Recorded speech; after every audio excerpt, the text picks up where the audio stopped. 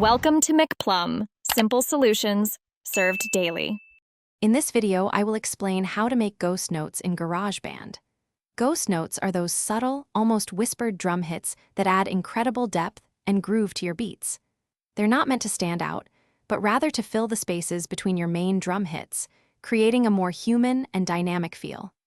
GarageBand provides excellent tools to achieve this, primarily through its precise control over note velocity, allowing you to craft truly expressive drum patterns with ease. To begin, open GarageBand and create a new software instrument track, ideally selecting a drum kit. First, lay down your primary drum, pattern your kick, snare, and hi-hats to establish the fundamental rhythm.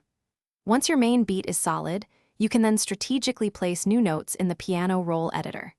These new notes will become your ghost notes, nestled subtly between your stronger main drum hits, ready for velocity adjustments. Now for the crucial step, adjusting the velocity. In the piano roll editor, select the specific notes you intend to be ghost notes.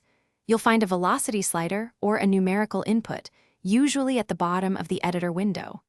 Drag this slider down or input a lower value.